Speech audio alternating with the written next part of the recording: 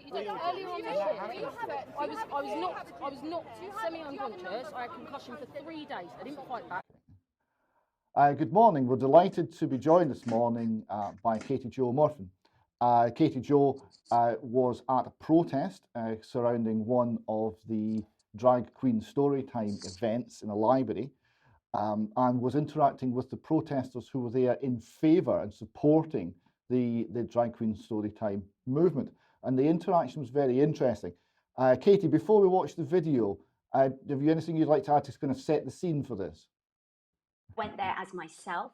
I didn't go there as a representative of Hope, Sussex. I didn't go there as a representative of UK Column News. I felt completely compelled, as it was my local library on the tour. It's Brighton isn't far from where I live. And I needed to go there for myself. And I'll explain a little bit more about where my need to go there came from after you've watched the clip. But yeah, it was interesting, to say the least. Okay, well, I think we should look at the clip and we'll pick up this discussion on the far side of it. It's about 8 minutes, but it's fascinating as to the nature of the interaction and the justification and the omissions as well. So we'll have a look at the clip now. That's what I'm saying, but it's not fully accepted yet. You're a woman, so why would that be a problem? Because people have a problem with the way that I present. People might mistake me for somebody that's trans. I don't know. I don't stick around and talk about it. But it's based on homophobia. It's based in transphobia. That happens every single time I go out, no matter what kind of place I go to. Every single time, give or take a few. That's not. We are not fully accepted yet. We're not fully accepted. Do you ever get ready for a night out? It's not drag queens though. I didn't say it was. Gather yourself before you walk out the door because you think you might get punched, called a faggot or beaten. Do you ever have to think? No, we all do. I'm glad that you did. Earlier on this year, I was knocked semi-unconscious. I had concussion for 3 days. I didn't fight back because they looked like kids. I didn't know they were adults. Okay, concussion for 3 days. They came back and put all of my car windows through because I look how I look, for no other reason. Because I hugged my girlfriend.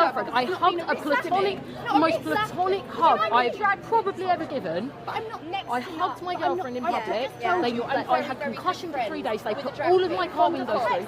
The police didn't see it as a big enough problem to follow it up. They've done absolutely sod all about it.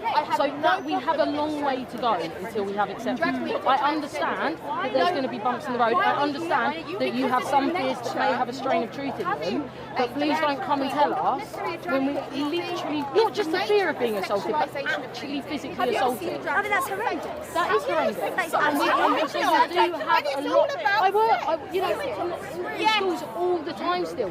That's so gay. It goes unchallenged by other staff.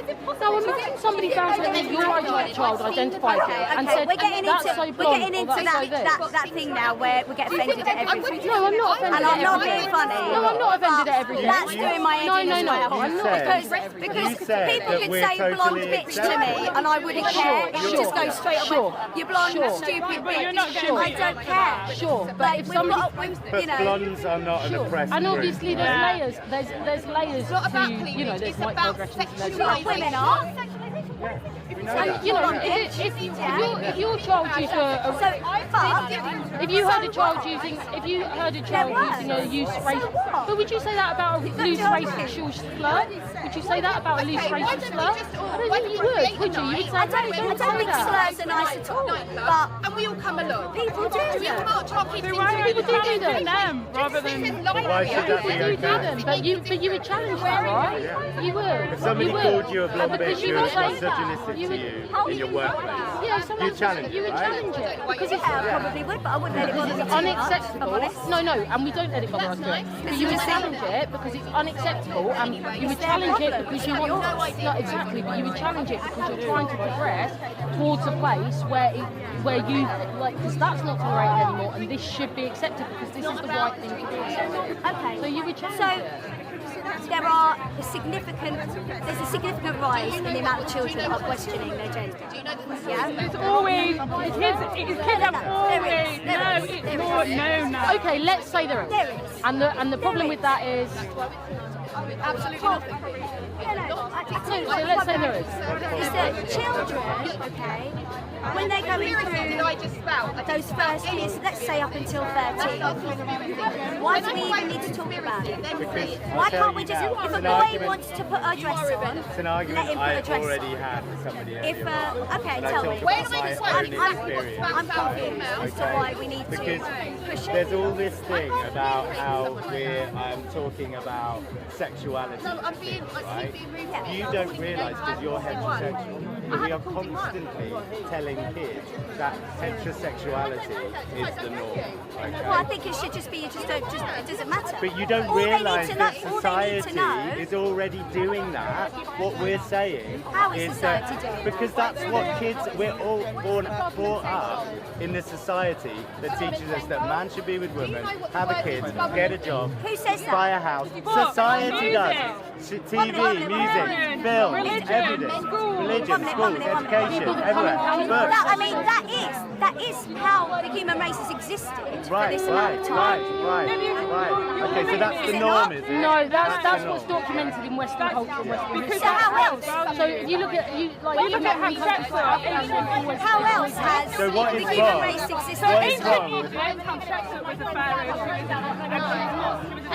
She was a person presented as a man and presented as a woman. There's different images of her. It was very, very accepted. So you can't say that humans have always been heterosexual because it's not true, because there's examples going back to ancient I'm saying they've Egypt. always been. I'm saying the majority have always been heterosexual. But you're also saying that we shouldn't talk to kids about any other options. I grew up in a Roman Catholic education. It's about just not talking about it. I grew up in a Why does Roman it have to be Catholic. spoken about? I grew up in a Roman Catholic education system. I'm 43 years old, right? Okay. I grew up in a Roman Catholic education system that told me, as a 5-year-old kid who knew that they were gay, I knew I was gay when I was 5. Told me that I was wrong. I was dirty. I was disgusting. I'm not being funny. And I had to force But that's myself. the Catholic system. That's the education system That's the as no, well. that's the Catholic alright? system. Yeah, how many Catholic systems are still out there, right? Okay? But I'm I went to talking a about Catholic school 10 experience. years ago. Same thing. Yeah. No kids.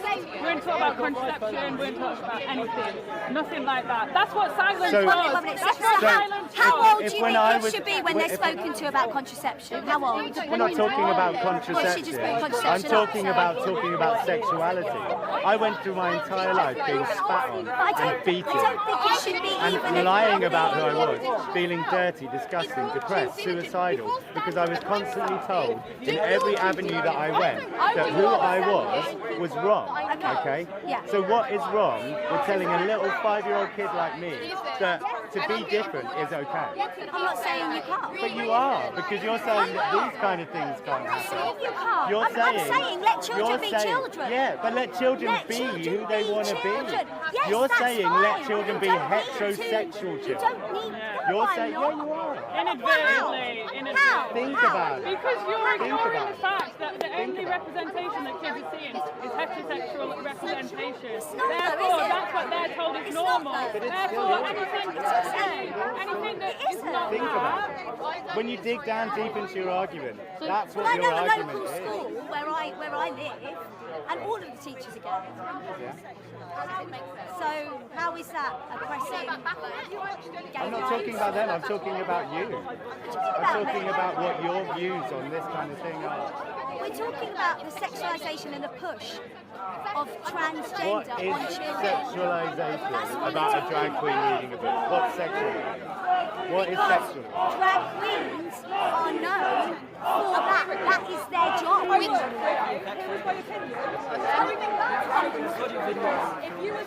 I'm not in there, am I? You're standing out here with one person. I'm a drag queen. I don't have a problem with drag queens. It sounds like you did. I'm standing here. One of my good friends, wonderful, he's a drag queen. He's a very good friend of mine. He doesn't agree with it. that's where you're getting confused.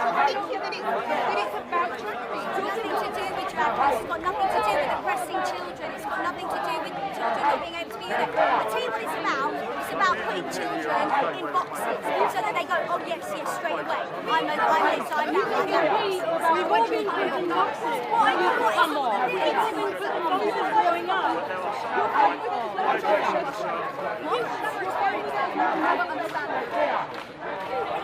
kind of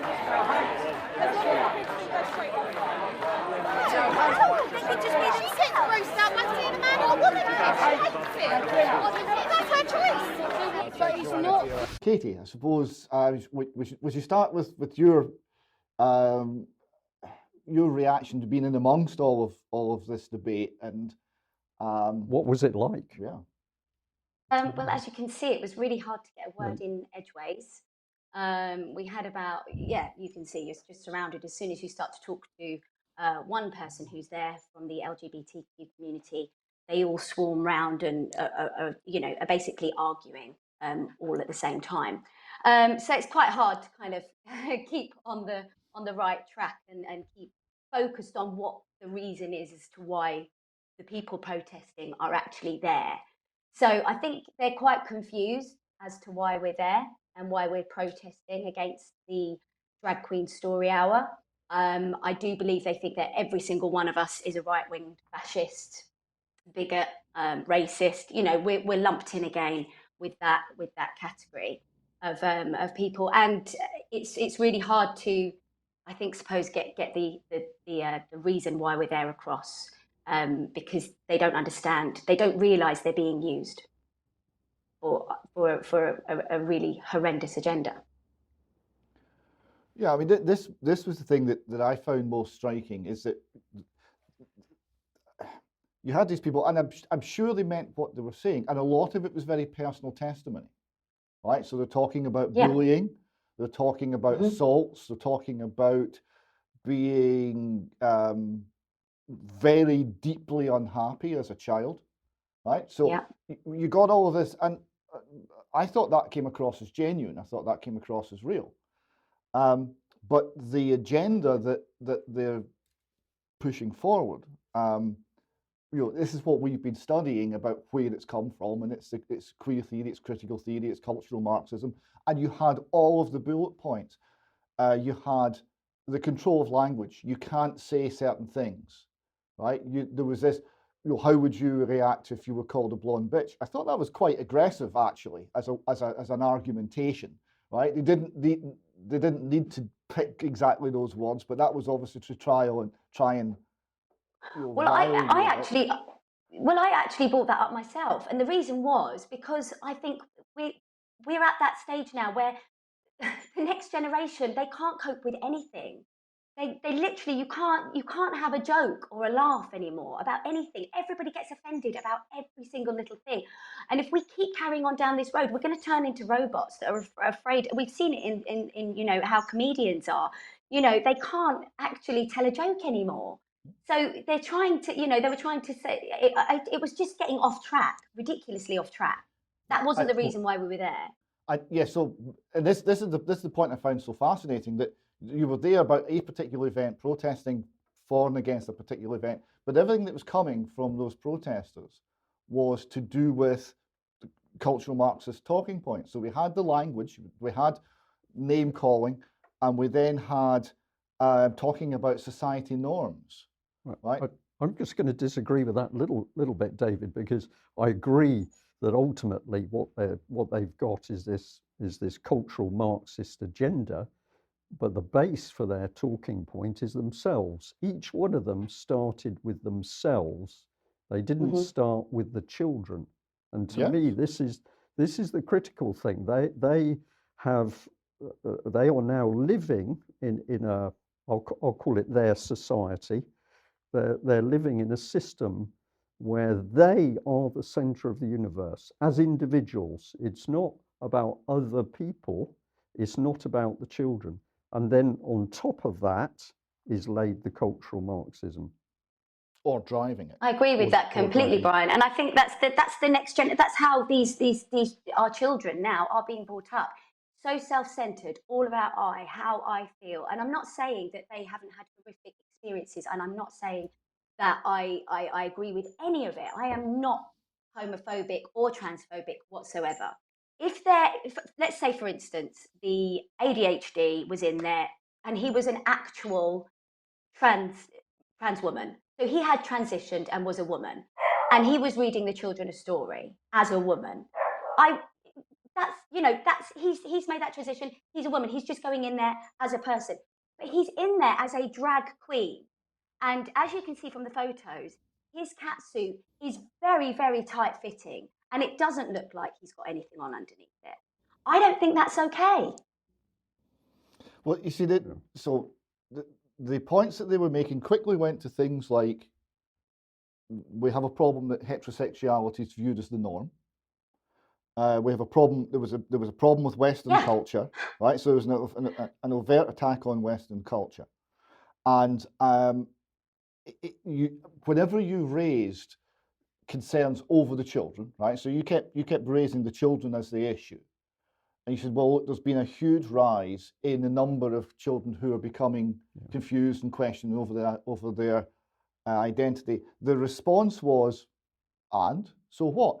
The belief system that you're seeing played out here is that that's a good thing, that the breaking down of barriers is a good thing, the breaking down of any boundaries is a good thing, and that's where the cultural Marxist ideas are kind of underpinning what might seem, as you explained earlier, Brian, a kind of personal, me-centered universe. But there is something deeper, and I don't think the people on the picket line there appreciate how they're being manipulated by the ideas.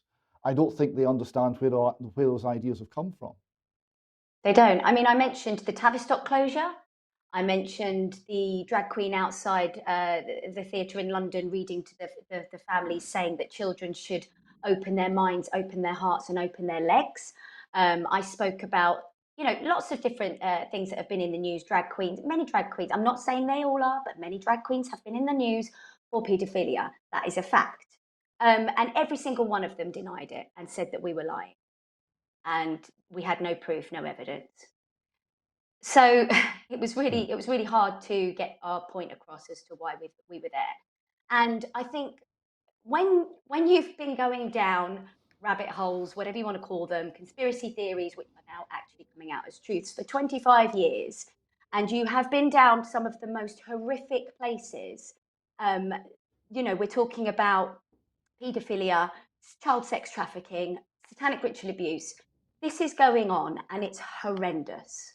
And we do know that all of these things are coming to light for a couple of reasons. And one of them is because they want to normalize it. And the LGBT community are now in support of pedosexuality. They have said that. There are posts, and I've got one here, and it says, both are minority sexual orientation groups with a history of discrimination. We are committed to fight for the rights of pedosexuality. Love has no aid. That is a post from the LGBTQ community. Another one, some people are child lovers, get over it. They've got a brand new symbol of this pedosexuality sign. Another post, I'm honestly happy that the LGBTQ Foundation is finally speaking out for pedosexual rights. Love is gender and age is blind. I have a serious problem with that, and I think anyone who finds that is one of the most evil things you can ever do, the most evil thing, who loves children and wants to preserve their innocence, will feel the same way as me. Now we're also seeing the same attack on childhood coming from a completely different angle, because we're seeing academics who are in universities, who are in colleges teaching teachers in colleges of education and similar institutions, saying, well, look, the concept of childhood, that's unfair, right? Because that's drawing the barriers, and barriers are bad. Concept of childhood is outdated because it's unfair to the child, because it means the adults and the children don't have the same rights. We must destroy, we've got an Edinburgh academic saying this explicitly, we must destroy the barrier between childhood and adulthood. And of course, that means destroying all forms of protection for children. and leaving them exposed. And it also means it destroys the family, because the family's a hierarchy, and it means that gets eroded away as well. So the attack that some people perceive coming from the LGBT community is that's only a small fraction of the attack on the family and on children. It's coming from a lot of angles. And David, just to come in here, you've talked, it was some time ago now, but you've talked about the Scottish politician, I think it was a lady, who in a talk to members of the public said, well, don't worry about our child protection plans. Parents will also have a role in bringing up their children. Yes, Aileen also Campbell did say that. Parents will also have a role. And this was in connection with the government essentially putting a super parent into every family in Scotland. And of course, so there's no misunderstanding. Parents also having a role, in fact, means that the prime role for the child is going to be the state. The state exactly. is going to be in control of the child. And this is where, when I look at that group of people that you were talking to, Katy-Jo, they have no idea of what the state has got in mind, because the state is not going to preserve the rights, and it's not going to give gay people a happy existence where they can do what they want to do, I'm going to say, in their own private homes. The state is not going to allow that, because the state that's establishing itself wants total control over every aspect of everybody's lives, which is why they want the children. So I see very clearly that we've got an agenda coming through. Nobody is going to be safe from the behaviour of the state. It doesn't matter what sexuality you are, it doesn't matter what colour you are, it doesn't matter what your background is, doesn't matter what your faith is or none, the state is going to be in control. And these groups of people have actually been so drawn in to what is a created agenda. They're using a created language which affects the way they think, that they're what's the expression? They're cannon fodder for the state, because the state is going to steamroller over these people. And how we get this message across, and we get the evidence across. Katy-Jo has said, they don't see it. No, they don't see it, because in their own world, the LGBT movement is not warning them. But we have members of the gay community contacting the column. Sometimes they challenge us, but what they're also saying to us is, well, we don't want this agenda targeting the children either. Yes. So and where's the agenda coming from? Because it's the political left, right? Okay, but the Labour Party didn't go into a huddle and have votes and decide, all these burly miners, and sit down and think, well, I know what we should do now is we should have drag queens reading stories. I know, but just go back a bit. What we've got to remember is the debates within the political parties where members of parliament were being heavily influenced by the drivers of this. And what am I talking about? I'm talking about the Paedophile Information Exchange and Paedophile Action for Liberty. They were using members of the Labour Party to drive their agenda. And if we want to be blunt about it, we've now got the police vehicles with the Stonewall label. But if we get into what Stonewall has said, or speakers on behalf of Stonewall have said, they very clearly indicated that actually they ultimately want to drop the age of consent. And so we see that these agencies are targeting children, but they're also driving the language. But the point is, it's hidden networks that pushed this. Yes. It's not the Labour Party through their official, National Executive Committee, conference, debate in the open. None of that was the case. It just emerged from the shadows. And then all of a sudden, the left-wing politicians, some of the right-wing politicians, plus all of these government agencies, the police, the local authorities, suddenly they all think that drag queen story time's a wonderful idea. They all think that the LGBT and the trans agenda is the thing of greatest significance, and they're all pushing the same idea, and it's come out of the shadows. There's no visible decision-making process that's been open to scrutiny, that's got us here. It's very much from somewhere else. It has, and if we want to, if we're talking to an audience, and maybe people in the audience we've got for this particular interview, they don't agree with what we're saying, but we've got to say to them, go and look at the detail of what we're talking about at the moment, and look at who has been pushing these agendas and why. And look at the people who are being targeted. We've got gay men in the gay rights movement now writing publicly about how they're being targeted for the LGBTQI2A+ movement because they're not queer enough. We've got academics who are lesbian being hounded out of their position because of their views on trans rights. Yeah. No one is safe. There is no end to the agenda, and there's not supposed to be, because the ultimate agenda is to have each and every human being at each other's throats. That's the ultimate agenda, coupled with the fact that the children don't belong to any human being. The children are going to be taken and groomed into whatever the state says they should be. And if we look at what our state is at the moment, our state is a brutal organisation. We can't look after people in the NHS. We can provide billions of pounds to fund the munitions for a war overseas at the moment. We've got a government system that will not investigate child abuse because they can't, because they are complicit in actually allowing this system to run. And so I do feel sorry for some of the people there protesting on the street, because they're not happy with life as they see it. But I'm going to say, give it another 5, certainly 10 years, they're going to wish they could go back to 2022, because they're going to be living in the real world that's coming if we allow this agenda to continue. Yeah. Katie, and if you're... Sorry, Katie, I think we're about out of time at the moment. Would you like to just sum up your thoughts on this as we close?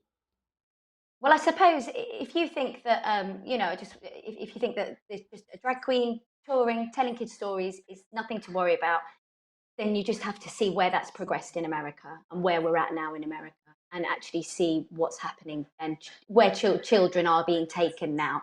They're actually being taken to drag shows, putting dollar bills into half-dressed drag queens and strippers, and they're dressing up as drag themselves, tiny little 5-year-olds, getting clapped by a whole auditorium of adults. It's starting to get really, really scary out there, and that's only going to come here if we don't stop this. Yes, and Katy-Jo, just come in on that. That is the sexualization of children. It's not in the first instance about the gay LGBT movement. The thing that is being done is that the particularly vociferous people within that movement, many of whom indicate that they have a particular interest in children because they're saying so in the language and in their actions and what they're actually doing, they are being allowed to run amok by the rest of the LGBT community. And I think this is a huge shame.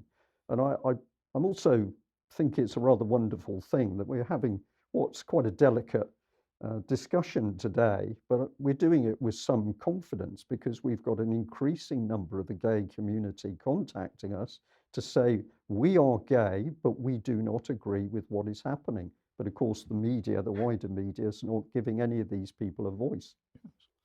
And if they don't get a voice, and there's there's not an allowance to sort out the people who are aggressive against children, if the LGBT badge means people cannot be scrutinised, people cannot be held to account, people's conduct cannot be examined, then we're going to have what we had in Rotherham, only rather than affecting a particular class of people, it's going to affect this particular group. It's going to be the young people who are in LGBT sexual orientations that are going to be the victims of the next Rotherham, unless we're able to look at risk, to assess what's healthy and and correct and wise for young people. That's what didn't happen in Rotherham. Children. And it's not going to happen here in the LGBT area for the children there either, unless we're able to speak clearly about risks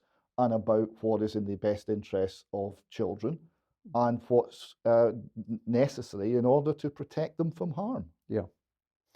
So I think we should say to Katy-Jo, thank you very much for having the courage to go and speak to those people. They were animated. It was very good to see that nobody was too forceful, but even so, it takes courage to go into a group of people to discuss some hot topics. So I'm going to say well done. Thank you. Thanks very much, and thanks for having this chat as well, because it's good to get across your reason why we're going, and because you're immediately labelled as transphobic, and that's not the case at all. It's not the case. It's not fair. That is not a fair thing. Okay. So thank you very much, Brian. Thanks, Katy-Jo, and more on this story later. I'm sure. Okay. Thank you.